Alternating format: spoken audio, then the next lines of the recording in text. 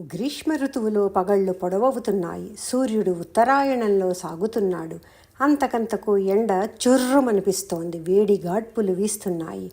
నేల మీద నుండి దుమ్ము లేచి ఆకాశంలో వ్యాపిస్తోంది. నదులు, సరస్సులు ఎండిపోయాయి. బాటసారులు చలివేంద్రాలలో చతికిలబడుతున్నారు. పాములు పందిళ్ల చాటుకు చేరి దాగుకుంటున్నాయి. చెట్ల నుండి పువ్వులు, ఆకులు రాలిపోతున్నాయి. దంపతులకు రతి మీద ఆసక్తి పెరిగింది. సమస్త ప్రాణికోటికి బాధ కలిగించే వేసవి రాక వల్ల అడవులు అంటుకుని కాలిపోతున్నాయి. బ్రహ్మదేవుడు వేసవి కాలంలో బ్రహ్మాండమనే కుండను సలసల మరిగే నీటితో నింపాడా అన్నట్లుగా ప్రజలు ఉష్ణ బాధతో కలగుండు పడిపోతున్నారు. ఈ విధంగా భయంకరమైన వేసవి కాలం వచ్చింది. మహానుభావులైన బలరామకృష్ణులు అక్కడ నివసిస్తూ ఉండడం వల్ల వేడి గాడ్పులు లేకుండా చల్లగా ఉంది. కొండల మీద నుండి ఎడతెగకుండా సెలయేళ్లు ప్రవహిస్తున్నాయి. వాటి నుండి పుట్టే నీటి తుంపరులు తెరలు తెరలుగా వస్తూ ఉంటే అక్కడి చెట్లు, తీగలు చిగురించి పూలు పూస్తున్నాయి. ఆ పూల వాసనలు గాలులతో కలిసి అన్ని వైపులా వ్యాపిస్తున్నాయి. అచటి చెరువులలోనూ, నదులలోనూ, లోతైన మడుగులలోనూ పూచిన తామర పువ్వులు, కలువలు పిల్లగాలులకు అటూ ఇటూ తలలూపుతున్నాయి. నదుల మడుగులలోని అలల నుండి జలకణాలు ఎగిరివచ్చి సమీప ప్రదేశాల్ని బురద బురదగా మారుస్తున్నాయి. ఆ బురదలో పచ్చికలు, పొదరిళ్ళు పెరుగుతున్నాయి. అక్కడ అందమైన మృగాలు, పక్షులు సంచరిస్తున్నాయి. ఆ బృందావనం అంతా జనమనోహరంగా ఉండి ఇది వేసవికాలం కాదు, వసంతకాలమే అన్న భావనను కలిగిస్తోంది. ఇంకా ఆ వేసవికాలంలో ఆ బృందావనంలో కోకిలల కూతలు, చిలుకల కలకలాలు, నెమళ్ల కేకలు, తుమ్మెదల ఝంకారాలు వినసొంపుగా ఉన్నాయి. ఆ యమునా నదిలోనూ, ఆ వనంలోని అక్కడి చెరువులలోనూ రేగిన కెరటాలు అక్కడి తామరపూలను తడుపుతున్నాయి.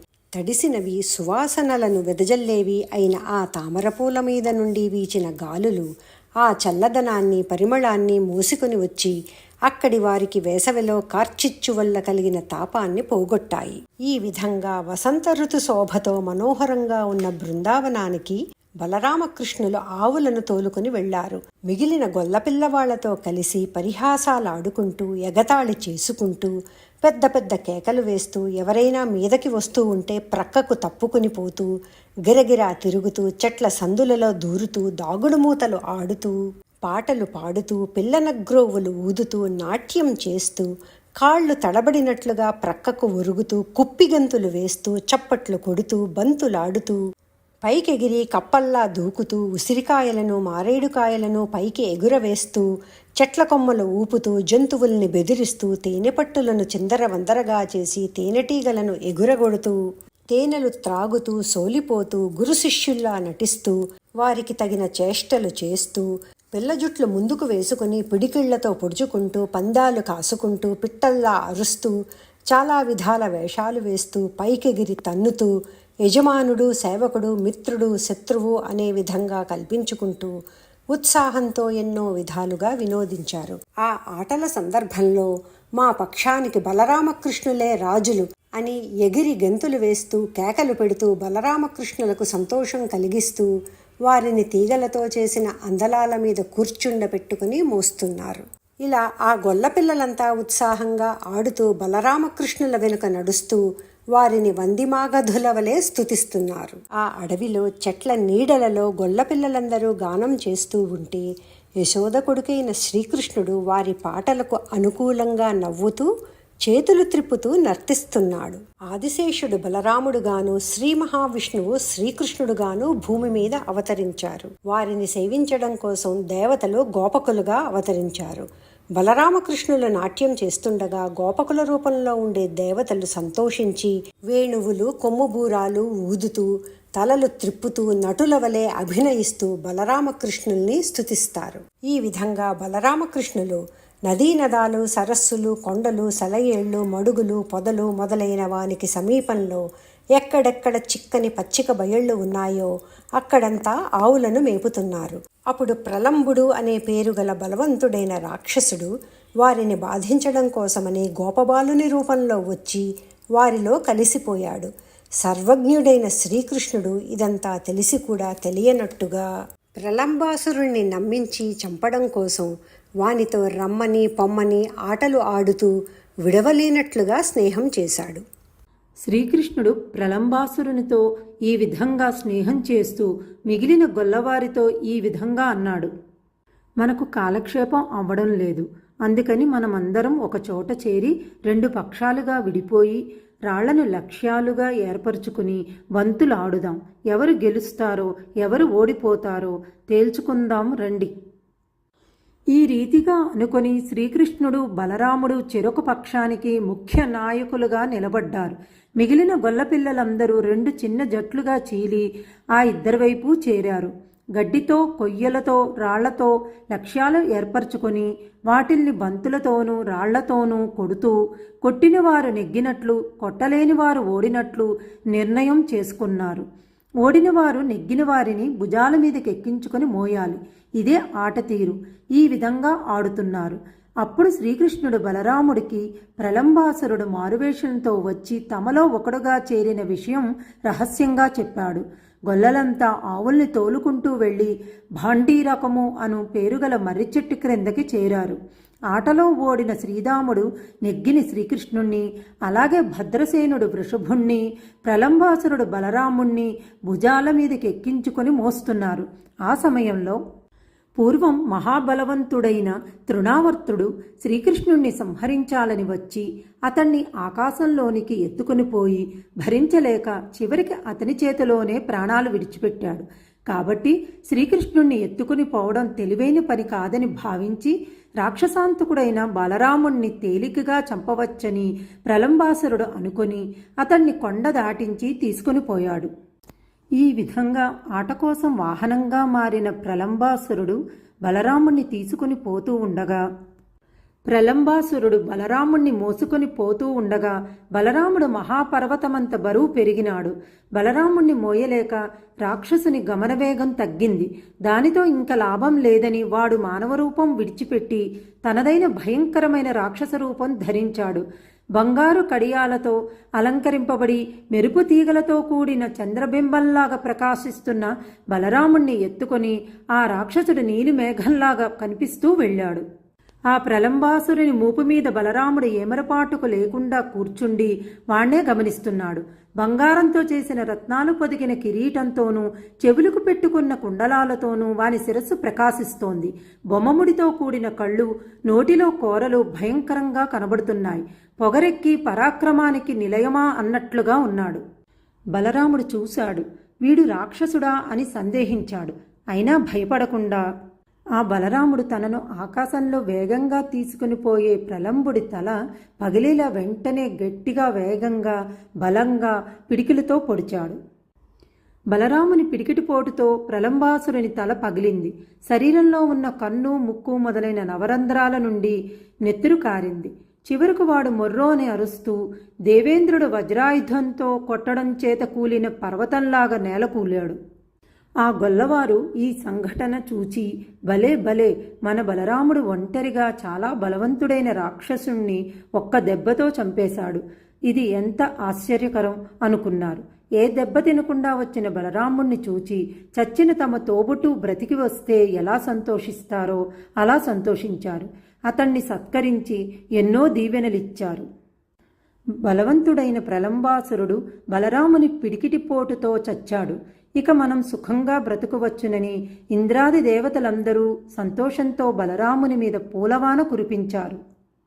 ఈ విధంగా గోపాలురు ఆటల సందడిలో మునిగి ఉండగా ఆవులు ఆ అడవిలో ఉన్న రకరకాల పచ్చికలు మేస్తూ మేస్తూ దూరంగా ఉన్న మరొక అడవిలో ప్రవేశించాయి. అంతలో అక్కడ కార్చిచ్చు చెలరేగింది. ఆ వేడికి అవి తట్టుకోలేక వణికిపోయి దాహంతో అంబారవాలు చేస్తూ ఆక్రోశించగా ఆ గొల్లకుర్రవాళ్ళు అందరూ ఆర్తిగా ఉన్న ఆవుల మొరలను ఆలకించారు. కుర్రతనం చేత నిమగ్నమైన ఆటలలోని ఆసక్తిని విడిచిపెట్టి ఆవులున్న చోటుకి వేగంగా బయలుదేరారు. ఆవుల కాళ్ల గిట్టల చేత నలిగి దంతాల చేత కొరకబడి దారిలో పడి ఉన్న గడ్డి తునుకల ఆనవాళ్లను బట్టి వెంటనే ఆ ఆవులు వెళ్లిన దారిలో వెళ్ళి దావాగ్ని అంటుకున్న అడవి నుండి మంచి చోటికి ఆవుల్ని నేర్పుతో మళ్లించారు. రాజా, శ్రీకృష్ణుడు ఉరుము వంటి గంభీర ధ్వనితో ఆవుల్ని పేరు పేరున పిలిచాడు. ఆ పిలుపులకు అంబా అని మారు పలుకుతూ ఆ ఆవులన్నీ వెనక్కు మళ్ళాయి. ఆ అడవిలో విధి వశం వల్ల పుట్టిన కార్చిచ్చు గాలి తీవ్రతకు ప్రజ్వరిల్లి ఆకాశాన్ని అంటుతోంది. కొండలు చెట్లు అనే తేడా లేకుండా అన్నింటినీ కాల్చివేస్తూ అన్ని వైపులా అలముకుంది. అది చూచి గొల్లపిల్లల గుండెలు గుభిల్లుమన్నాయి. చచ్చిపోతామేమో అని భయం పట్టుకున్నది. బలరామునితో కలిసి ఉండే శ్రీకృష్ణునికి సాష్టాంగపడుతూ నమస్కరించి వారు ఈ విధంగా విన్నవించారు. ఓ కృష్ణ, చూడు, ఆ కార్చిచ్చు తన పొగలతో ఆకాశాన్ని ఆవరించింది. భయంకరంగా పెద్ద పెద్ద నిప్పురవ్వల్ని విరజిమ్ముతోంది. పెద్ద పెద్ద మంటలు పైపైకి ఎగసి లోకాలన్నింటినీ కాల్చిపారేస్తున్నాయా అన్నట్లుగా ఉన్నాయి. చంద్రుని వలె చల్లని వాడవయ్యి ఆహ్లాదం కలిగించే కృష్ణ, తండ్రి, నీ బంధువులకు కష్టాలు కలుగవు కదా, మేమంతా నీ బంధువులమే కదా, నీ సేవ చేయటం తప్ప మాకు ఇంకేమీ తెలియదే, నీవు మాకు ప్రభువువి, ఈ కార్చిచ్చు నుండి ఎలా బయటపడగలం, అన్ని వైపులా మంటలు కమ్ముకొనడం చేత ఆపద నుండి అలమటించే మమ్మల్ని చూచి రక్షించు అని గొల్లపిల్లలంతా కృష్ణునికి విజ్ఞాపన చేశారు. ఆ తరువాత విశ్వమంతా తన రూపమే అయిన శ్రీకృష్ణుడు వారితో, బంధువులారా, మీరు మీ కళ్ళు మూసుకోండి, తిరిగి తెరిచే లోపల ఈ కార్చిచ్చును అణచివేస్తాను అన్నాడు. గొల్లలంతా అలాగే చేశారు.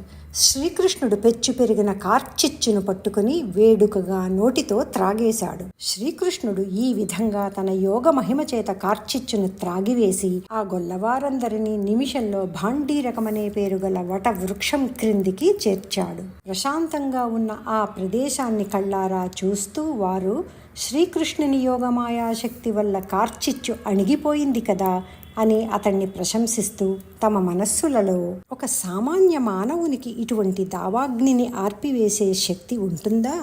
ఈవేళ శ్రీకృష్ణుడు ఈ కార్చిచ్చును ఆర్పివేసి మనల్ని అందరినీ రక్షించాడు. ఇతడు మామూలు గొల్లపిల్లవాడు కాదు, బ్రహ్మగాని విష్ణువు గాని రుద్రుడు గాని అయ్యుంటాడు అని ఆ గొల్లపిల్లలందరూ తమ తమ మనస్సులలో తర్కించుకున్నారు. సాయంకాలం శ్రీకృష్ణుడు బలరామునితో కలిసి వేణువు ఊదుతూ వారిచే ప్రశంసలు అందుకుంటూ మందలో ప్రవేశించాడు. ఆ సమయంలో రాజా, శ్రీకృష్ణుడు దగ్గరగా లేని ఒక నిమిషం అయినా గోపికలకు 100 యుగాలుగా అనిపించింది. అందువల్ల వారు గబగబా వచ్చి శ్రీకృష్ణుని చూచి పరమానందం పొందారు. అప్పుడు గోపకులు తమ ఇళ్ల దగ్గరున్న వృద్ధులకు, స్త్రీలకు రామకృష్ణుల చిత్ర చరిత్రలు చెబితే వారు రామకృష్ణులను పనిమీద వచ్చిన దేవతలుగా భావించారు. అంతలో వర్షాకాలం వచ్చింది. తూర్పుగాలులు ఎక్కువగా వీస్తున్నాయి. పడమటి దిక్కున ఇంద్రధనుస్సు కనిపించింది. సూర్యమండలం చుట్టూ గాలి గుడి కట్టింది. ఉత్తరాన మెరుపులు కనిపిస్తున్నాయి. మేఘాలు దక్షిణానికి వస్తున్నాయి. జలచరాలు ఎగిరి సంతోషిస్తున్నాయి. చాతక పక్షుల దప్పిక పోయింది. దావాగ్ని అణగిపోయింది. తన కిరణాలతో సూర్యుడు పూర్వం త్రాగేసిన నీళ్లన్నీ మళ్లీ ఇస్తున్నాడు. అలా భూమికి, కర్షకులకు ఆనందం కలిగిస్తూ వానాకాలం వచ్చింది.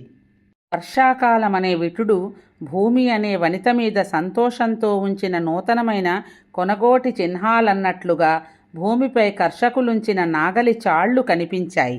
రాజా, వర్షాకాలమనే ప్రియుడు దగ్గరైతే పులకించే భూసతి పులకలనేటట్లుగా మొలచి తలెత్తి నిక్కి సస్యాలు కనిపించాయి. ఆ వానాకాలంలో తీవ్రమైన గాలుల తాకిడికి కదలి వచ్చిన మబ్బులు ఆకాశం నిండా అలముకున్నాయి. లెక్కకు మిక్కిలిగా వచ్చిన ఆ మబ్బులు రెక్కలు గల కాటుక కొండలా అన్నట్లు ఎడం లేకుండా దట్టంగా కమ్ముకుని సూర్యచంద్రుల కాంతుల్ని అడ్డుకున్నాయి. వర్ష ఋతువు అనే ప్రియుడు మదించి భూకాంత వక్షస్థలం మీద నేర్పుగా చల్లిన కర్పూరపు పలుకులా అన్నట్లుగా మబ్బుల నుండి వడగళ్ళు రాలిపడ్డాయి. ఆ వడగళ్ల వెంబడి నల్లత్రాచుల తీరున ఇంద్రనీల హారాల విధంగా ఎడతెరపి లేకుండా వర్షధారలు కురిశాయి. ఆ జలధారలతో తడిసిన కొండలు మద జలధారలతో నిండుగా తడిసిన మత్త గిజాల వలె కనబడుతున్నాయి. కొండ కొమ్ముల నుండి బండరాళ్ల మీద పడుతున్న సెలయేటి నీటిధారలు, చల్లా చెదురైన నీటి తుంపరలు నలువైపులా పడుతున్నాయి. ఆ తుంపరలకు చెమ్మగిలిన నేల చితచితలాడుతూ అడుసు అయింది. అందులో నడిచేటప్పుడు చితుకు చితుకుమని చప్పుడవుతోంది. ఆ బురదల మీదుగా పారిన నీరు వరద కట్టింది. వాగులు, వంకలు ఏకమై ప్రవహించాయి.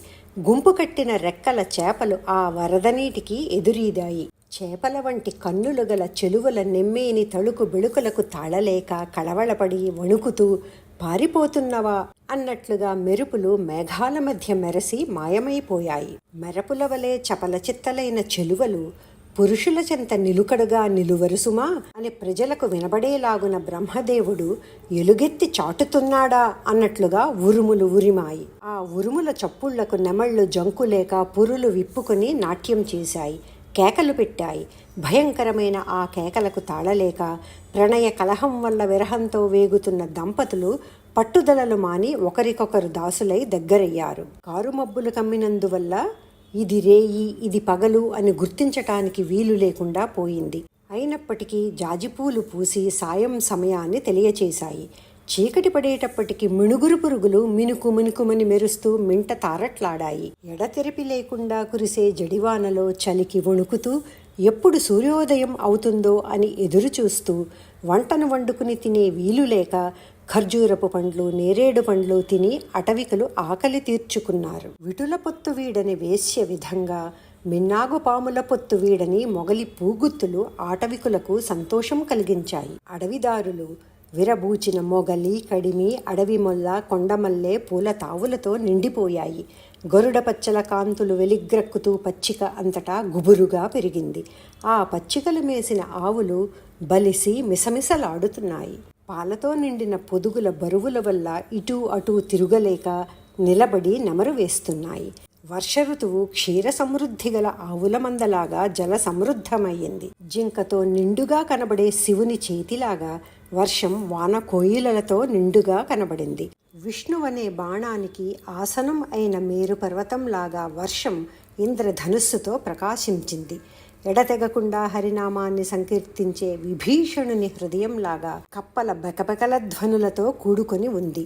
ఇంద్రోపేంద్రాదులకు కూడా ఐశ్వర్యాన్ని అనుగ్రహించే శివ పూజలాగా ఆరుద్ర పురుగులతో అలరారింది. సీతాదేవి చరిత్రతో జనక చక్రవర్తి యాగంలాగున నాగలి చాళ్లతో అందగించింది. బహు సంవత్సరాలు కలిగిన కృతయుగంలాగా అధికమైన వర్షాలతో నిండిపోయింది. వాడిపోకుండా వాలిపోకుండా తెగుళ్ళు లేకుండా నవనవలాడుతూ నలుపెక్కి పైరు ఏపుగా పెరిగింది. ప్రజలకు కష్టం తీరింది. సంపద చాలా ఉన్నా తలపొగరు లేని ఎగిరిపడని వాని వలె నదుల నుండి దండిగా నీరు వస్తున్నా సముద్రుడు వానాకాలంలో హద్దు మీరక అణగి మణగి ఉన్నాడు. ఆ వానకాలంలో ఆవులను అరణ్యాల చివర మేపుతూ కృష్ణుడు బలరామునితో గోపాలకులతో కలిసి కందమూల ఫలాలు తింటూ చక్కని పర్వతాగ్రాల మీద సంతోషంతో సరస్సుల తీరాల్లో చలిదే అన్నం ప్రీతిగా తిన్నాడు. అప్పుడు నిర్మలమైన బృందావనమనే ఆకాశవీధిలో కృష్ణుడనే మేఘం కీర్తిమంతమై ఒప్పింది. విశ్వసమ్మోహకమైన వేణునాదమే ఆ నీల మేఘానికి సరస గంభీర గర్జనమైంది. మహనీయమైన నిర్మల దరహాసమే మెరుపుతీగా అయింది. తల చుట్టూ ఉన్న నెమలి పింఛపుదండ ఇంద్రచాపమైంది. ఆయన కరుణా కటాక్షమే సలిల ధారా ప్రవర్షమైంది. ఇలా సంచరించిన కృష్ణుడనే మేఘం తన్ను అనుసరించే గోపకులు మునీంద్రులనే చాతకాల తాపాలను రూపుమాపింది. గోవులను కోడెదూడలను లక్ష్మీవల్లభుడు వర్షాకాల లక్ష్మిని అతడు శ్రీవల్లభుడైనా పూజించాడు. ఇట్లా కృష్ణుడు యథోచిత విహారాలతో వర్షాకాలం గడిపాడు. తరువాత శరదృతువు వచ్చింది. ఆ శరత్కాలంలో అడవులన్నీ గుబురులు గుబురులుగా పెరిగాయి. బురదలు ఎండిపోయాయి. నెమళ్ల గుంపులు కేకలు ఆగిపోయాయి. ఉరుములు మెరుపుల అల్లజడలు ఆగిపోయాయి. శరత్కాలంలో బ్రతుకు తెరువులు విడిచి ఆత్మజ్ఞాన సిద్ధి చేత జీవన్ముక్తులయ్యి యథేచ్ఛగా దేశాటనం చేసే యోగీశ్వరుల వలె మేఘాలు నీటిని జార విడిచినందువల్ల మునుపటి నలుపు విరిగి తెల్లబడి గాలితాకిడికి చెల్లాచెదరైపోతున్నాయి. మేఘావరణం తొలగిపోవడం చేత అగస్త్య నక్షత్రంతో కూడిన ఆకాశం ఆత్మజ్ఞానం అనే దీపంతో ప్రకాశించే యోగీశ్వరుని హృదయం వలె చక్కగా ప్రకాశిస్తోంది. ఆకాశంలో ఉదయించిన నక్షత్రాలు నల్లని మేలుకట్టుకు కూర్చికుట్టిన ముత్యాల వలె ప్రకాశిస్తున్నాయి. ఆ నక్షత్రాల కాంతుల్ని మించి ప్రకాశిస్తూ బ్రహ్మాండమనే పెట్టెలో పేర్చిన కర్పూరపు పలుకుల్లాగా చంద్రకిరణాలు చెలువారుతున్నాయి. వెన్నెల సోకి నిండుగా పండిన పైరుల వెన్నులు పొట్టలు విచ్చి పంట బరువుకి చప్పుడు చేస్తూ వీచే పైరగాలి తాకిడికి నేల మీదకు ఒరిగిపోయాయి. అప్పుడు అవి తమను కోయబోయే రైతుల కరకు కొడవళ్ల పదును తలచి భయపడి తమను రక్షించమని మొరపెట్టుకుంటూ తమ తల్లి అయిన భూదేవికి ప్రణామం చేస్తున్నాయా అన్నట్లుగా ఉన్నాయి. చిలకలు ఓపినన్ని పైరుల వెన్నులను సంకోచం లేకుండా ముక్కులతో త్రుంచి నోటితో కరచి పట్టుకొని గూళ్లకు చేరి తమ పెంటులతోనూ పిల్లలతోనూ కలసి కడుపారా మెక్కి చొక్కి పొగరెక్కి పంటచేలలోని ఎత్తైన మంచెల మీద వ్రాలుతున్నాయి. ఆ మంచెల మీద నుండి పైర్లు కాచే కాపు పడుచుల కెమ్మూవులను చూచి అవి ఆరపండిన దొండపండ్లు అనుకొని కొరికాయి.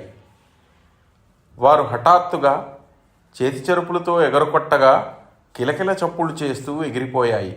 తేటి నీటితో నిండిన సరస్సులలో కలహంసలు, చక్రవాకాలు, బెగ్గరు పక్షులు కలకలధ్వనులు చేస్తూ సంచరిస్తున్నాయి. తరిగిపోయే తమ ఆయుష్ను పట్టించుకోకుండా భార్యాపిల్లల మీద వ్యామోహంతో సంచరించే మనుష్యుల వలె ఇంకిపోయే నీటిని గుర్తించకుండా సరస్సులలో చేపలు మొదలైన జలచరాలు సంచరిస్తున్నాయి. జలచరాలకు భయం కలిగిస్తూ నదుల్లోని నీరు ఎండిపోతోంది. ఆ నదుల్లో వేరువేరు ఆకృతులుగా మేటవేసిన ఇసుక తిన్నెలు కర్పూర మండపాల వలె, మణులు పొదిగిన నేలల వలె మేడమెట్ల మాదిరి కనపడుతున్నాయి. ఆ ఇసుక తిన్నెల మీద ఉదయ సమయములో మునులు స్నాన సంధ్యావందనాది నిత్య కర్మానుష్ఠానంలో నిమగ్నులయ్యారు. అక్కడి తపోవనాలలోని గున్న మామిడి చెట్ల పాదులలో మునికన్యకలు తమ చేతులతో బిందెలతో నీళ్లు మోసుకొని వచ్చి పోస్తున్నారు. ఆ వనంలో సూర్యకిరణాలు కానీ గాలి కెరటాలు కానీ ప్రవేశించడానికి వీలు కానంత దట్టంగా మద్ది చెట్లు, అడవి మొల్లలు అల్లిబిల్లిగా అల్లుకుపోయాయి. అడవిలోని చెట్ల చివరల నుండి లేత ఆకులను అలములను మేసిన అడవి ఏనుగులు పొగరెక్కి దంతాగ్రాలతో ఏటిగట్లు పెల్లగించి కోరాడుతున్నాయి. అచటి చెంచితల సన్నని నడుములు ఏనుగుల కుంభస్థలాల వలె, బంగారు కుండల వలె బరువైన వారి స్థనాలను భరించడం ఎలాగో అనే భయంతో వణుకుతున్నాయా అన్నట్లుగా ఉన్నాయి.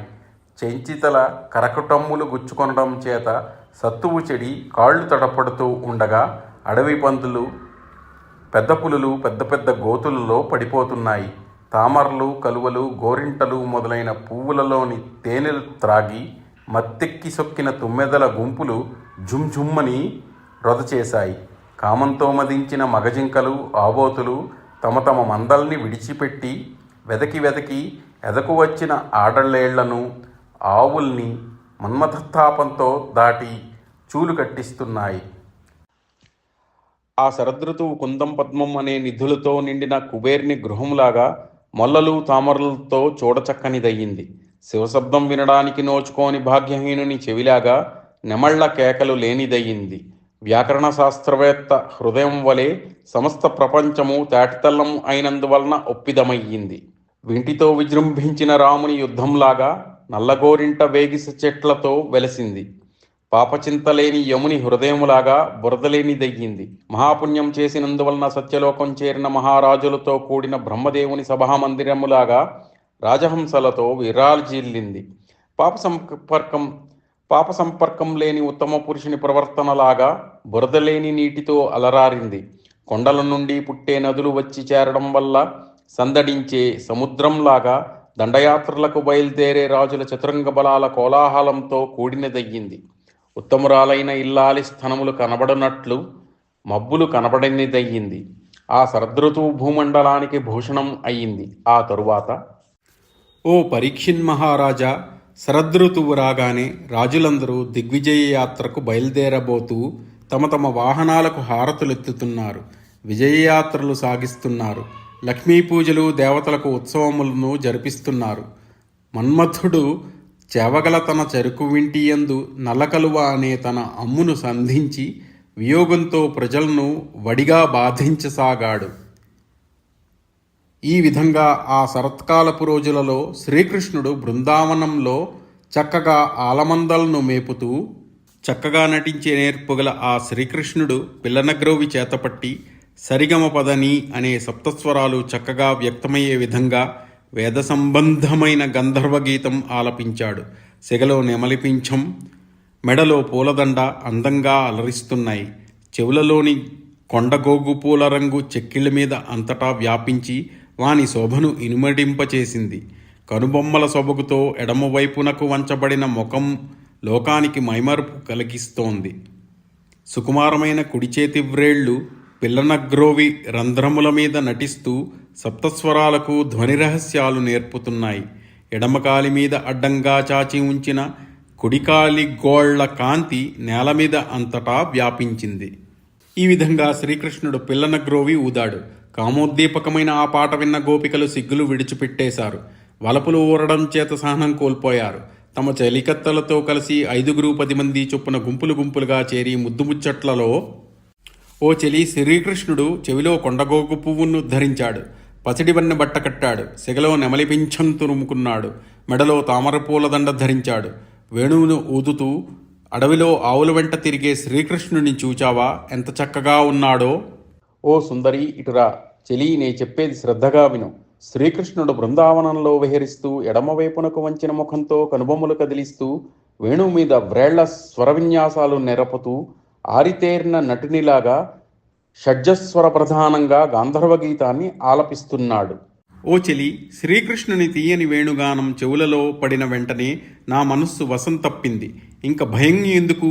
దీన్ని గురించి ఆలోచించవే. నా తోడ రావటానికి భయపడవద్దు. నీ తోటివారు నిన్ను మెచ్చుకునే విధంగా నిన్ను తీసుకొని పోయి శ్రీకృష్ణునితో మాట్లాడిస్తాను. నీ మీద ఒట్టు సుమా.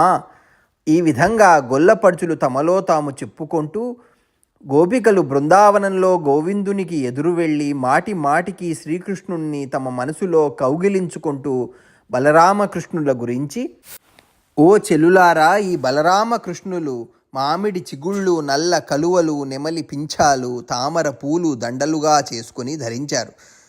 మంచి బట్టలు కట్టుకున్నారు. వేణువులు ఊదుతూ అనేక వేషాలు వేస్తూ వినోదం కలిగిస్తూ సంతోషంతో బహువిధాలైన నాట్యాలు చేస్తున్నారు. చూడండి ఓ సుందరులారా, చక్కగా వినండి. వీరిని వర్ణించడానికి 100 మాటలు పలకడం ఎందుకు? కళ్ళున్నందుకు ఈ బలరామకృష్ణుల్ని చూడటమే ప్రయోజనం. ఈ విధంగా మాట్లాడుకున్నారు. వారిలో కొందరు శ్రీకృష్ణుని గురించి, ఓ చెలియా, ఈ పిల్లనగ్రోవి అదృష్టం ఎంతటిదో కదా. గోపికలకు కొంచెం కూడా మిగల్చకుండా శ్రీకృష్ణుని అధరామృతం అంతా తనొక్కతే త్రాగేస్తోంది. చక్కగా మ్రోగుతోంది. తన పర్వాలను నేత్రపర్వంగా చూచుకుంటూ మెడిసిపడుతోంది. ఇది పూర్వం ఎంత తపస్సు చేసిందో కదా. ఓ చెలి, ఈ వేణువు పూర్వం ఏ నదీజల బిందువుల వల్ల పెరిగి ఇంతటి మహాభాగ్యాన్ని పొందిందో కదా. కానీ ఆ నదికి కలిగే సంతోషాన్ని వర్ణించగలమా? ఆ నది మంచి కొడుకును కన్న తల్లిలాగా తనలో విహరించే హంసల కలకల ధ్వనులే పాటగా, వికసించిన తామరల పులకలు కాగా, తన కెరటాల కదలికలే హస్తాభినయంగా చేయదా? తప్పక చేస్తుంది. తమ కులంలో పుట్టిన గొప్ప విష్ణు భక్తుణ్ణి చూచి ఆ కులంలోని వారంతా సంతోషంతో ఆనంద బాష్పాలు రాల్చే విధంగా శ్రీకృష్ణుని చేతిలోని వేణువు యొక్క రమణీయ రవళిని విని సంతోషించిన చెట్లు మకరందాన్ని వర్షిస్తున్నాయి. అయ్యో, నేనెంత మోసపోయానో గదే సఖీ. నేను పూర్వజన్మంలో నోములు నోచేటప్పుడు రాబోయే జన్మలో భూలోకంలో యమునా నది ఒడ్డున ఎదురుగా పుట్టాలని కోరుకున్నా బాగుండేది. అలా కోరుకుని ఉంటే నాకు శ్రీకృష్ణుని మోవి తేనె దక్కేది కదా. ఓ చెలి, యమునా తీరంలో శ్రీకృష్ణుని అధర సుధను పానం చేసే వెదురుగా పుట్టాలంటే ఏమి నోము నోచాలో నాకు చెప్పు. శ్రీకృష్ణుని చూచి నల్లని మేఘం అని, వేణు రవం విని అది ఉరుము చప్పుడు అని సంతోషంతో కేకలు వేస్తూ నెమిళ్ల గుంపులు నాట్యం చేస్తున్నాయి చూచావా? ఓ సఖీ, కొండలలో తిరిగే దేవ గంధర్వాది జాతులకు చెందిన దంపతులు శ్రీకృష్ణుని పాదముద్రలచే పవిత్రీకరింపబడి అందంగా కనిపించే బృందావనాన్ని అమరావతి కంటే గొప్పదిగా భావిస్తూ చూస్తూ ఉండిపోతున్నారు. ఓ సఖీ, అటు చూడు. దేవతాశ్రేష్ఠుల భార్యలు విమానాల మీద ఆకాశంలో విహరిస్తూ వెడుతూ మంగళకరమైన శ్రీకృష్ణుని రూపం చూశారు. అతని మురళీగానం మరీ మరీ విన్నారు. అంతే, మన్మథావేశానికి లోనై కోకముడులు వీడిపోతుండగా భర్తల కౌగిళ్లలో వాలిపోయారు. ఓ మానవతి, అడవిలో నివసించే ఈ పెంటిపోతు మెకాల గుంపులన్నీ మధుర సంగీత జ్ఞానం బొత్తిగా లేనట్టివి. అయినా నేడు ముకుందుడు చిందిస్తున్న మురళీనినాద సుధారసం చెవుల పడగానే అవి వడలు మరిచి మేతలు విడిచి సుతిమెత్తని చూపులతో పరవశించిన మనసులతో నందగోపుణ్ణి అభినందిస్తున్నాయి. అవలోకిస్తున్నావా? వనితలారా, లేగలు తల్లుల పాలు కుడిచే వేళ ప్రియమైన మాధవుని వేణుగాన సుధాధార చెవుల పడడం వల్ల త్రుళ్ళిపడుతూ పాలు పీల్చక పొదుగును గ్రుమ్మక ఊరక చన్నులను నోట నుంచుకొని చిన్న కృష్ణుని మీదనే కన్నులుంచి అలాగే చూస్తూ నిలిచిపోయాయి. చూచారా? ఓ కమలాక్షి, అదిగో ఆవులు మమకారంతో మోరలు పైకెత్తుకున్నాయి, నెమరవేయడం చాలించాయి, హృదయ కోశంలో యదునందనుణ్ణి నిలుపుకున్నాయి, వేణునాదామృతం వీణులతో త్రావుతూ మేతమేయడం మానినాయి, ఆనంద బాష్పాలు విడుస్తున్నాయి, బొమ్మలలాగా కదలక మెదలక నిలిచి శ్రీకృష్ణుని వైపే చూస్తున్నాయి. పరికించావా? ఓ వగలాడి, పిట్టలు చెట్ల కొమ్మలపై చేరినాయి, వేణుగానమనే సుధారస పూరాన్ని మిక్కిలిగా కన్నపుటాలతో ఆస్వాదించి మత్తుగొన్నాయి. చిత్తంలో నెలకొన్న చిన్నారి కృష్ణుని రూపం వెలికి వెళ్ళనీయకుండా విధిస్తున్నవా అన్నట్లు అవి కళ్ళు మూసుకొని మునిజనంలాగా సొక్కుతున్నాయి. గమనించావా? ఓ రమణి, నదులన్నీ వరుసగా వేణునాదం విన్నాయి. మోహం పైకొనగా మదన బాణాల వల్ల కలిగిన గాయాల వలె తమ సుడిగుండాలు చూపట్టగా అంచెల పలుకులనే తమ మాటలతో అంబుజోదరుణ్ణి ఆహ్వానిస్తున్నాయి. అలలనే చేతులతో చెంతకు లాగుకొని కమలమనే కానుకలతో పురుషోత్తముని పాదాలను పూజిస్తున్నాయి. వీక్షించావా? నెలత, నేడు శ్రీకృష్ణుని మురళీధ్వని విని నీలమేఘం పూలసోన కురిసింది. ఆ పైని తన విపుల దేహం వెళ్ళగొడుగుగా చేసి ఆకాశం నుండి అచ్యుతునకు నీడ కల్పించింది. ఆలోకించావా? అలరుబోడి ఆ బోయపడతలను చూడు. నెమలి ఈకల గుత్తులు ఆకులు కోకలుగా ధరించి ఎంతో మురువు కొలుపుతున్నారు. వారు మధురమైన మంచి మంచి మాగిన పండ్లు మాధవునికిచ్చి అతని కరములు తమ కరములందు గీలించి ఆనందంతో ఆడుతున్నారు. ఓ మానిని, ఒక బోయత ఉప్పొంగుచున్న కుచుమల బరువుచే నడుము జవ్వట్లాడగా భావావేశంతో ప్రసూనమాలికను జనార్దనుడికి సమర్పించింది. కనుగొన్నావటే? ఓ ముగుద, కృష్ణుని మురళీగానామృతం సోకగానే కొండలన్నీ కరిగి నీరైనాయి, క్షితిలోని చెట్లన్నీ చిగురించాయి, ఖేచర్లు భూచర్లు అందరూ సొక్కి సోలిపోయారు. ఆలోకించావా? ఓ కమలముఖి, ఎట్ట ఎదుటున్న ఈ కొండను చూడవమ్మా. ఈ పర్వతం బలరామకృష్ణుల చరణాంబుజముల సంస్పర్శచే ధన్యత కాంచి ప్రకాశిస్తున్నది. పండ్లు పూలు అనే కానుకలను సమర్పించి వారిని సత్కరిస్తున్నది. ఆనందంతో అంబరమంటుతున్నది. నీటితో కసవుతో ధేనువులకు తడివి సమకూరుస్తున్నది. అందమైన తరువులనే గగుర్పాటుతో కనువిందు చేస్తున్నది. ఇలా అనుకుంటూ గోపకాంతలు బృందావనంలో విహరిస్తున్న మాధవుని చూచి మదనసర పీడిత స్వాంతలై ఏకాంతంలో తదైక ధ్యానపరాయణలై ఉండిపోయారు. శ్రీమంతమైన హేమంతం ఒక్కసారిగా వచ్చిపడింది. చామంతి పూల దండలు ధరించిన యువతుల స్థనాల వేడిమి చేత పురుషులకు చలిబాధ తీరింది. మన్మథుడు విరహులైన జనాల్ని వేధించాడు. ఓ రాజా, ఉత్తరపు గాలులు వీచాయి. ఆకాశంలో చంద్రుడు బాధ కలిగిస్తున్నాడు. విడివిడిగా ఉన్న దంపతులు కలిసికుంటున్నారు. తామర పూలకు శోభ తరిగింది. అంతటా మంచు అలముకుంది. ఓ రాజా, పగళ్ల పరిమాణం తగ్గింది. రాత్రులు పెరిగాయి. చలిమంటలు హాయి కలిగిస్తున్నాయి. చలివల్ల లోకం అంతా గజగజ వణికిపోతోంది. ఆ చలికాలంలో చెల్లుల చన్నుల అండ చూచుకొని మగవారు బ్రతికిపోయారు. కానీ ఆ చెల్లుల చన్నులే వద్దనే పక్షంలో బ్రహ్మాదులైనా సరే చలికి తట్టుకొని బ్రతుకగలరా? చలికి తట్టుకోలేక తిరిగేవారు గబగబా వెళ్ళి వెచ్చని చోటు చేరడం లోక సహజం. అదేవిధంగా లోకబాంధవుడైన సూర్యుడు కూడా తూర్పు కొండ మీద పొడిచింది మొదలు ఎక్కడా ఆగకుండా పరుగెత్తి గబగబా పడమటి కొండ మరుగులో దూరిపోయాడు. కానీ అలా కాకుండా ఆలస్యం చేస్తూ మధ్యలో ఆగిన పక్షంలో చలికి చిక్కి చిక్కుల పాలై ఉండేవాడు కదా. ఓ పరీక్షిన్ మహారాజా, ఎర్రకలువుల సువాసనను తనివితీరా ఆస్వాదించే తుమ్మెదలు పైకి రేగి మన్మథాగ్ని నుండి దట్టంగా వెలువడే పొగలలాగా ఉన్నాయి. గార్హపత్యం, ఆహవనీయం, దక్షిణాగ్ని అనే మూడింటిలో ఒకటి శివుడి కంటిలోనూ మరి ఒకటి సముద్రంలోనూ మరి ఒకటి మనుష్యుల ఇండ్లలోనూ తలదాచుకున్నాయి. లేకపోయినట్లయితే ఆ అగ్నులు భయపడి చలికి దాస్యం చేసేవే. హేమంత ఋతువు రావడం చూసి విలాసవతుల బిగి కౌగిళ్ల తోడ్పాటుతో గాని దీన్ని జయించడానికి వీలు పడదని ఊహించుకున్న వారే బ్రహ్మ విష్ణు మహేశ్వరులు సరస్వతీ లక్ష్మీపార్వతులను తమ ఒడళ్లకు అంటగట్టుకున్నారు. అవునవును, కారణం అది కాకుంటే ఆ త్రిమూర్తులు సదా స్త్రీమూర్తులతో ఇలా అవినాభావ సంబంధం ఎందుకు కలిగి ఉంటారు? చలికాలం వచ్చేసింది. ఎలాగ గడపడం అని విష్ణువు భయపడుతూ ఉండగా లక్ష్మీదేవి స్తనాలు మేము ఉన్నాం కదా, నీకే విధమైన భయమో అక్కరలేదని ధైర్యం చెప్పాయి. ఇటువంటి హేమంత ఋతువులో మొదటిదైన మార్గశీర్ష మాసంలో మొదటి రోజు శుక్లపక్షంలోని పాడ్యమి నాడు వ్రేపల్లెలోని గొల్లపడుచులు వేకువనే లేచి యమునకు వెళ్ళి స్నానం చేసి ఒడ్డున ఇసుకతో పార్వతీదేవి బొమ్మను చేసి ధూప దీప నైవేద్యాలు సమర్పించి, షడ్గుణైశ్వర్య సంపన్నురాలవైన ఓ పార్వతి, మేము నిన్నీనాడు పూజించి నమస్కరిస్తున్నాము.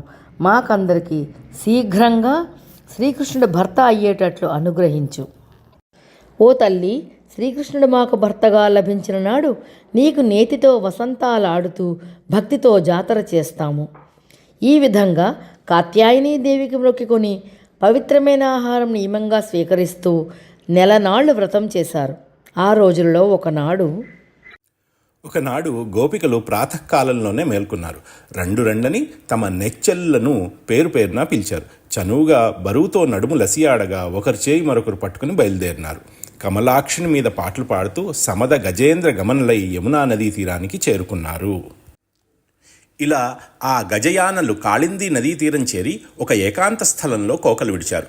కళంకరహితులకు ఆ పంకజనయనులు నదిలో జంకులేక జలకాలాటకే పట్టుదలతో నీట ప్రవేశించారు. ఆ పద్మనేత్రులు పద్మాక్షిని మీద పాటలు పాడుతూ తమ ఇచ్ఛ కొలది వేడుకలతో జలక్రీడలు ఆడినారు. వారి ఆ విహారాలు, ఆ ఆనంద పారవస్యాలు లోకంలోని వారికి ఉన్నాయా? ఆ సమయంలో అప్పుడు రాజా ఆ పద్మదళ నేత్రలు యమునా నదీ జలాల్లో మునుగుతున్నారని దూరంలో ఉన్న శ్రీకృష్ణుడు తెలుసుకున్నాడు. వెంటనే తోడి గోప బాలకులతో అక్కడికి వచ్చాడు. అలా వచ్చి కదలకుండా ఉండండి అని ఆ గోప బాలకులకు కనుసైగ చేశాడు. చప్పుడు కాకుండా అడుగులిడుతూ మౌనంగా పొదల మాటుననే మెల్లమెల్లగా పొంచి పొంచి వంగి వంగి నడిచాడు. సరిగ్గా సమయం చూసి సమీపించి ఆ గొల్ల చెలువల వలువలు అపహరించాడు. ఆ విధంగా వలువలు దొంగిలించి విశ్వవిభుడు తొలివేలుపు అయిన పరమాత్ముడు పిల్లవానిలాగా తోడి పిల్లలతో కూడి పర్యాచకమునకై ఆడువారి అంబరములు అపహరించి మత్త కరీంద్రంలాగా యమునా నది జల కణాలచే చల్లబడిన పిల్లవాయువుల వల్లే కలిగిన ఆనందంతో నడచి ఒక కడిమి చెట్టును ఎక్కినాడు. అతడు అధిష్ఠించగానే ఆ చెట్టు వృక్షజన్మం వల్ల తనకు కలిగిన సంతాపాన్ని వెంటనే పోగొట్టుకున్నది. కడిమి చెట్టునెక్కిన కమలాకాంతునితో ఆ వ్రజకాంతలు ఇట్లన్నారు: కృష్ణ, వద్దు వద్దు, మా వస్త్రాలు అపహరించి మా అభిమానాన్ని పాడు చేయవద్దు. మా మనస్సులు అపహరించి మాకు మైమరపు కలిగించవద్దు. కృష్ణ, ఇదేమి పని? దొడ్డ బ్రతుకుతో వన్నెకెక్కటము, కూర్మితో కులమునకు ప్రతిష్ట కలిగించడము, భూమిని రక్షించడము, పురుష పుంగవుడవై జనులను కాపాడడము, వయసున పసివాడవై ఉండియు దుష్టులైన బలవంతులను నిగ్రహించి ప్రఖ్యాతి వహించడము, యుద్ధాలలో రాజులను గెలవడము, పెద్దల ఆజ్ఞ పాటించడము, గుణవంతుడవై మంగళకరమైన పద్ధతిలో పరాక్రమాటోపం ప్రదర్శించడము, పండితులు ప్రశంసింపగా ప్రబుద్ధుడవై ఇలలో వెలుగొందడము తగును గాని ఇటువంటి వంచకత్వం చేత మంచి పేరు లభిస్తుందా? నీకు వావివరసలు లేనట్లున్నది. తనవారు పెరవారు అనే వివేకం అక్కరలేదా? మా వస్త్రాలు మాకు ఇయ్యవయ్యా. కృష్ణ, మా మనసు అపహరించావు, మా మానం కొల్లగొట్టినావు, మా సిగ్గులు దోచావు, మా వస్త్రాలు దొంగిలించావు, ఇంకా ఏమి చేయనున్నావో ఎరుగము. కొంటెగోపాల, నీ గుట్టు కనిపెట్టినామయ్యా. తామర రేకుల వంటి కన్నులు కలవాడా, నీవు విజృంభించి విచిత్రమైన కార్యాలు చేస్తూ ఉంటావు. అందుచే నీవు రజోగుణంతో ఒప్పినవాడవని మాకు తెలియదా? సిరి ఉండి కూడా పరులను ఎదిరిస్తుంటావు. అందుచే నీవు సత్వగుణ సంపన్నుడవని మేము ఊహించలేమా? తమోగుణంతో నీవు దుర్మార్గులకు ఎగ్గులు తలపెడుతుంటావు. అందుచే మిక్కిలి గొప్ప శక్తితో కూడిన వాడవని మేము అనుకోవడం లేదా? మాయతో కూడిన వాడవై తిరుగుతూ ఉంటావు. అందుచే ఒక తీరుగా ఉండేవాడివి కావని మేము భావించడం లేదా? కృష్ణ, నీ జాడలేమిటి? నీవు ఏమాత్రపు వాడవు? నీవు గుణమెరుగుని వాడివి, ఎల్లప్రొద్దూ ఒకచోట కుదురుగా ఉండవు. మా వస్త్రములు మాకియ్యవయ్యా.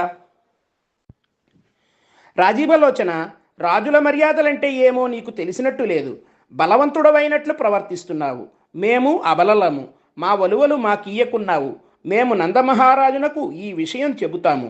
నీవేమి ఈ పుడమికి రాజువటయ్యా? ఇలా గోపికలు పలికినారు. శ్రీకృష్ణుడు వారి మాటలు విన్నాడు. ఆయన ముఖపద్మం ముసిముసి నవ్వులతో అందగించింది. తోడి గొల్లపిల్లల చేతులు తన చేతులతో చరుస్తూ నెరజాణలలో మేటి అయిన శ్రీకృష్ణుడు ఆ ఇంతులతో ఇట్లన్నాడు.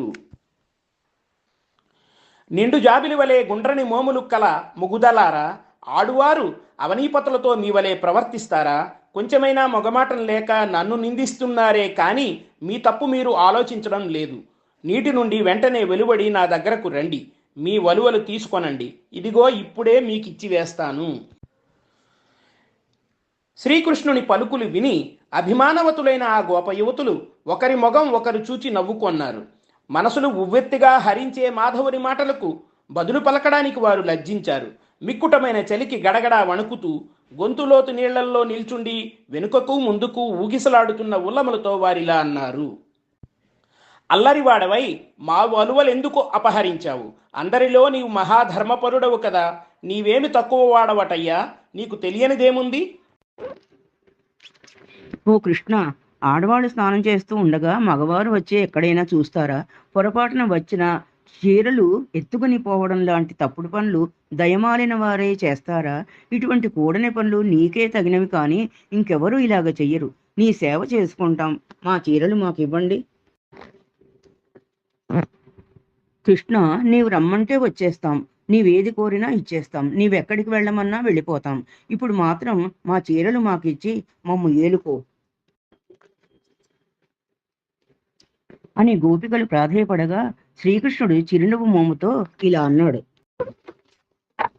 ఏ యువకుడిని భర్తగా కోరి మీరు ఈ వ్రతం చేస్తున్నారో చెప్పండి. చెప్పకపోతే మీ మీద ఒట్టి. ఇటువంటి ప్రేమ లోక సహజమైందే కదా. మీరు ఎవరిని చూసి మోహించారు? మీ మానధనాలు హరించిన వారెవరు? మీకు ఎవరి మీద ప్రేమ పుట్టింది? నేను అన్యుని కాను, నేను మీ వాడనే, నాకు చెప్పవచ్చు కదా. ఈ మాటలు విని గోపికలు ఒకరినొకరు చూసుకున్నారు. వారిని కామభావం కల్లోలపరుస్తూ ఉంది. నవ్వుతూ మిన్నకుండిపోయారు. అప్పుడు లోకపూజ్యుడైన శ్రీకృష్ణుడు ఈ విధంగా అన్నాడు. ఓ గోపికలారా, మీరు నా ఇంటిలో సేవ చేస్తూ నా ఆనతి ప్రకారం నడుచుకుంటాము అంటే మీ కోకలు మీకిస్తాను. శ్రీకృష్ణుని మాటలు విన్న గోపికలు నీళ్లలో నిలబడలేక చలికి భయపడి, ఓ పరీక్షన్ మహారాజా, గోపికలలో కొందరు బయటికి వెళ్దాం అంటారు, మరికొందరు బయటకు వెడితే మన మానం పోతుంది అంటారు, ఇంకొందరు చలికి వణికిపోతూ ఆందోళన చెందుతున్నారు. గోపికలు చివరకు ఎలాగో మనసుల్ని గట్టి చేసుకుని నీటి నుండి బయటకు వచ్చి, ఆ గోపికలు కదులుతున్న చిగురుటాకుల వలె కోమలమైనవి, నవరత్నాలు పొదిగిన బంగారపు కంకణాలు కలిగిన చేతులతో తమ మర్మాంగాలను మాటుపరుచుకొని నీటి నుండి వరుసగా బయటకు వచ్చారు. మెల్లమెల్లగా నడిచే గొల్లపడుతులు తమలో గడుసరులైన వారిని ముందుంచుకొని మడుగులో నుంచి బయటకు వచ్చి శ్రీకృష్ణుని ముందు నిలవగా అతడు వారితో ఇలా పలికాడు. గోపికలారా, మీకీ సిగ్గెందుకు? చిన్నప్పటి నుండి మీలో ఒకడుగా మీతో పెరిగినవాణ్ణే కదా. నేను చూడని రహస్య స్థానాలు ఏమి ఉన్నాయి మీలో? మీరు కాత్యాయని వ్రత దీక్ష పూని ఇలా దిగంబరంగా యమునలో దిగి స్నానం చేయవచ్చునా? ఇది నియమం తప్పి ప్రవర్తించడం కాదా? దేవి విషయంలో అపరాధం చెయ్యడం కాదా? ఇలాగ అపమార్గంలో నోములు నోచేవారు ఎక్కడైనా ఉంటారా? మీకు వ్రతఫలం దక్కాలని మీరు అనుకుంటే మీ 2 చేతులు ఎత్తి నాకు నమస్కరించండి. నా వద్దకు వచ్చి మీ కోకలు తీసుకోండి. సిగ్గు లేకుండగా వాదించడం ఎందుకు? మోసపు మాటలు మాట్లాడడం ఎందుకు? అని పలికిన శ్రీకృష్ణుని మాటలను వినిన గోపికలు తమలో తాము, నోములు నోచేవారు ఏ పరమాత్మను ధ్యానం చేస్తే చాలో వ్రతాల ఆటంకాలన్నీ తొలగిపోతాయో అటువంటి శ్రీకృష్ణుణ్ణి గోపికలు చూశారు. కట్టుబట్టలు విడిచి దిగంబరంగా స్నానం చేయడం తమ తప్పే అని తెలుసుకొన్నారు. తమ చేతులను ఎత్తి నుదుట చేర్చి అందరూ శ్రీకృష్ణునికి నమస్కారం చేశారు. శ్రీకృష్ణుడు దయ కలవాడు, భక్తులను రక్షించే స్వభావం కలవాడు. అందులకే చలికి గజగజ వణికిపోతూ పశ్చాత్తాపంతో నుదిటిపై చేతులెత్తి మొక్కుతున్న గోపికలకు వస్త్రాలు ఇచ్చివేశాడు. కోకలు దొంగిలిస్తే దొంగిలించాడు, సిగ్గులు పోగొడితే పోగొట్టాడు, వేళాకోళం చేస్తే చేశాడు, కానీ మన వ్రతానికి లోపం రాకుండా ఆదుకొన్నాడు అని భక్తిభావంతో గోపికలంతా శ్రీకృష్ణుణ్ణి స్తోత్రం చేశారు. ఓ రాజా, మనస్సునొచ్చేలా మాటాడినా, మోసగించినా, వేళాకోళం చేసినా, కలతను కలిగించినా, ప్రియులు చేసే పనులు ప్రియురాండ్రకు బాధ కలిగించకపోగా ఎంతో ఇష్టంగా ఉంటాయి. ఈ విధంగా శ్రీకృష్ణుడు చీరలీయగా గోపికలు కట్టుకుని గాఢమైన అనురాగంతో కలతపడక రెప్పవేయక చూస్తూ ఉండగా నేర్పరి అయిన శ్రీకృష్ణుడు వారి వద్దకు వెళ్ళి ఈ రీతిగా అన్నాడు. మంచి గుణాలు కల ఓ గోపికలారా, మీరు సిగ్గు వల్ల చెప్పలేకుండా ఉన్నారు, కానీ మీ మనస్సులోని గుట్టులు బయటపడ్డాయి. మీరు నన్ను మగనిగా పొందడం కోసం ఈ కాత్యాయనీ వ్రతాన్ని చేస్తున్నారు. నా అనుగ్రహం వల్ల మీ నోము పండుతుంది. నన్ను సేవించిన వారికి మోక్షమే సిద్ధిస్తుంది. ఇంకా మిగిలిన ధర్మార్థ కామాల గురించి చెప్పేదేముంది? మీరు ఈ వ్రతం పూర్తి చేయండి. రాత్రులలో నా కలయిక లభిస్తుంది. నా మాటలు నమ్మి మీరు ఇండ్లకు వెళ్ళిపోండి అని శ్రీకృష్ణుడు అన్నాడు. ఆ మాటలు విన్న గోపికలు తమ తపస్సు ఫలించిందని సంతోషిస్తూ శ్రీకృష్ణుని పాదపద్మాలు మనస్సులో ధ్యానించుకుంటూ వ్రేపల్లకు వెళ్ళిపోయారు. శ్రీకృష్ణుడు ఈ విధంగా గోపికలను అనుగ్రహించి బృందావనాన్ని దాటి దూరంగా తోలుకొనిపోయి ఆవుల్ని మేపుతున్నాడు. ఎండ మెండుగా కాస్తోంది. గొల్లవారు ఆ వేడికి తట్టుకోలేకపోతున్నారు, నీరసించిపోతున్నారు. అక్కడ విశాలంగా విస్తరించి గొడుగుల వలె నీడనిచ్చే చెట్లు ఉన్నాయి. వాటిల్ని చూచి తక్కిన గొల్లవారు శ్రీకృష్ణుడు, బలరాముడు, శ్రీదాముడు, దేవప్రస్థుడు, విశాలుడు, అర్జునుడు మొదలైన వారితో ఈ విధంగా అన్నారు. గోపాల బాలకులారా, ఈ చెట్లు చూడండి ఎంత గొప్పవో. తమకు కీడు తలపడదామని వచ్చిన వారికి కూడా కీడు చేయవు. ఎవరి సంబంధం లేకుండా ఏకాంతంగా ఉన్నాయి. ఎండ, చలి, వానల నుండి ప్రజల్ని కాపాడుతున్నాయి. వారికి అవసరమైన బెరడు, గంధం, జిగురు, బూడిద, చిగుళ్ళు, తేనె, పూలు, పండ్లు, నీడలు ఇచ్చి ఆదుకుంటున్నాయి. అక్కడి చెట్లన్నీ పువ్వులు, కాయలు, పండ్లు మెండుగా ఉండడం వల్ల వాటి బరువుకు వంగి ఉన్నాయి. వాటి నడుమ నుండే దారుల గుండా గొల్లవారు ఆలమందలను యమున వద్దకు తోలుకొనిపోయారు. ఆ నదిమడుగులలోని చల్లని నీరు త్రాగించి సమీపంలోని పచ్చిక బయళ్లలో మేపుతూ తమకు ఆకలిగా ఉందని శ్రీకృష్ణునికి విన్నవించారు. బలరామ సహితుడైన శ్రీకృష్ణుడు తన యందు భక్తిగల బ్రాహ్మణ భార్యలను అనుగ్రహించాలని సంకల్పించి గొల్లవారితో ఈ విధంగా అన్నాడు. ఓ గోపాలకులారా, ఈ అడవిలో వేదాలు వల్లించిన బ్రాహ్మణులు స్వర్గలోక ప్రాప్తికయి ఆంగిరసము అనే యజ్ఞం చేస్తున్నారు. మీరు వారి వద్దకు వెళ్ళి మా అన్నదమ్ముల పేర్లు చెప్పి వారు పంపగా వచ్చామని చెప్పి అన్నం పెట్టమని అడగండి, వారు పెడతారు. అలాగే అని గోపబాలకులు బ్రాహ్మణుల వద్దకు వెళ్ళి నమస్కరించి, అయ్యా, మీరు ధర్మతత్వం ఎరిగినవారు, యాచకులు అడిగినవి అనుగ్రహించేవారు. ఆవులను మేపుతూ అలసిపోయిన బలరామకృష్ణులు ఆకలితో అన్నం పెట్టమని మీ వద్దకు పంపారు. కాబట్టి అన్నం పెట్టండి. ఆకలితో నకనకలాడే వారిని పిలిచి మరీ అన్నం పెడతారు కదా మీ వంటి పెద్దలు. ఓ పుణ్యాత్ములారా, యజ్ఞదీక్ష వహించిన యజమానుడు పశు విససనం జరిగిన పిమ్మట, సౌత్రామణి క్రతువు పూర్తి అయిన పిమ్మట భోజనం చేయవచ్చు, ఇతరులకు పెట్టవచ్చు. అది దోషం కాదు. కావున మాకు అన్నం పెట్టండి. ఈ విధంగా గొల్లవారు అన్నం పెట్టండి అని బ్రాహ్మణులను యాచిస్తే, అజ్ఞానంతో కూడినవారు, దుర్బుద్ధి కలిగినవారు అగు బ్రాహ్మణులు సమస్తానికి ప్రభువైన వాడు శ్రీకృష్ణుడని గ్రహించలేకపోయారు.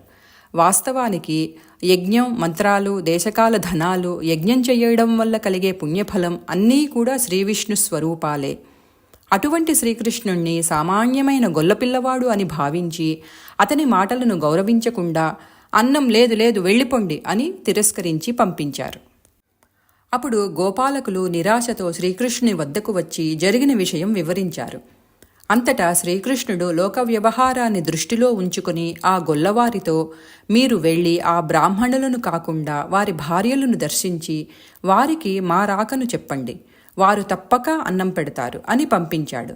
వారు వెళ్ళి యజ్ఞవాటికలో ఉన్న బ్రాహ్మణ భార్యలను దర్శించి నమస్కరించి వారిచే సత్కారం పొంది వారితో ఈ విధంగా అన్నారు. బుద్ధిమతులైన ఓ అమ్మలారా, శ్రీకృష్ణుడు ఆవులను మేపుతూ ఆకలి కొన్నవాడయి మిమ్మల్ని అడిగి అన్నం తెమ్మని ఈరోజు మమ్మల్ని పంపించాడు. కావున వెంటనే అన్నం పట్టుకుని రండి. గొల్లల మాటలు విన్న బ్రాహ్మణ స్త్రీలు శ్రీకృష్ణుణ్ణి చూడాలనే కుతూహలంతో సంతోషంతో తొట్రుపాటు అధికం కాగా భక్ష్య భోజ్య చోష్య లేహ్య పానీయాలనే భేదాలతో కూడుకొని ఉన్న ఆహార పదార్థాలను పాత్రలలో నింపుకొని సముద్రం చేరడానికి తొందరపడే నదుల వలె బయలుదేరారు.